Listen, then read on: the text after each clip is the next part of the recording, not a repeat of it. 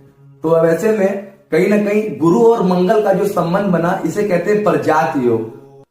फिर इसी में देखिए आप चंद्रमा और मंगल का आमने सामने का संबंध बनता है जिसे कहते हैं चंद्र मंगल योग। इससे लक्ष्मी का योग बनता है। बहुत सुंदर, बहुत अद्भुत। अब आगे बढ़ जाते इसी क्रम में, तो आप देखिए यहाँ पे 12 नंबर लिखा है, मतलब कुंडली का नवम भाव। इसी को भाग्य भाव कहते हैं, इसी को धर्म भाव कहते हैं। अब यहाँ पे देखिए केतु और शुक्र यहाँ बैठे, शुक्र भी यहाँ उच्च के बैठे हुए हैं।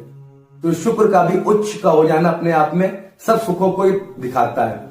अब आगे इसी क्रम में आगे बढ़ते हैं, तो जहां 1 नंबर लिखा है, मतलब दसम भाव कुंडली का, वहां सूर्य बैठे हुए हैं उच्च के, दिग्बल प्राप्त करते हुए सूर्य उच्च के बैठे हैं। तो ये देखिए इसी तरीके से आपने देखा 4, 7, 10, 1, ये चारों भाव में 4, 7। तो इसी तरीके से आपने ये चीज देखी कि हमारा लगन, हमारा चौथा भाव, हमारा 7वां भाव, हमारा नवम भाव, हमारा 10वां भाव, जहां पे 4 number, 7 number, 10 number, 12 number, 1 number.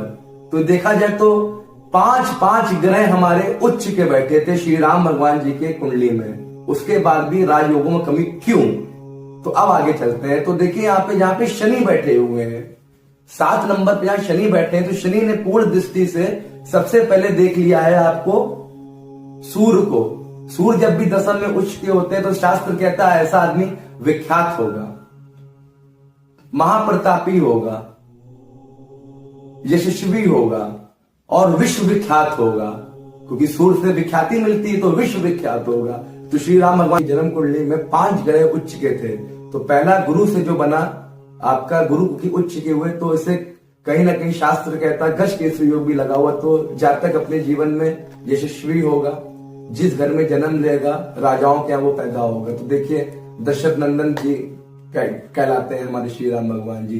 तो जैसे जिस इस धरा पे आए, इस धरा पे आते ही उनको सब प्राप्त होने लगा, क्योंकि गुरु लगन में बैठे तो उनकी 9वीं दृष्टि आपके 9वें भाव पे थी। तो शास्त्र कहता है गुरु का दृष्टि अगर 9वें भाव पे कहीं से भी पड़ जाए तो ऐसे में भाग आपका जल्दी उदय हो जाता है। तो श्री रामचंद्र जी की कहीं ना कहीं शादी जो हुई थी वो 16 वर्ष की आयु में हुई थी। तो ये भाग उदय हुआ था। अब इसी क्रम में चर्चा करते हैं, तो आगे बढ़ते हैं हम। सबसे पहले चलते हैं मंगल के ऊपर, शनि को भी छोड़ देते हैं। तो सबसे पहले आगे बढ़ते हैं मंगल के ऊपर, क्योंकि मंगल आपके 7वें भाव में बैठा हुआ है। जो पार्टनर का होता है आपकी वाइफ का होता है। यहीं से दाम्पत्य जीवन हम सबका देखा जाता है।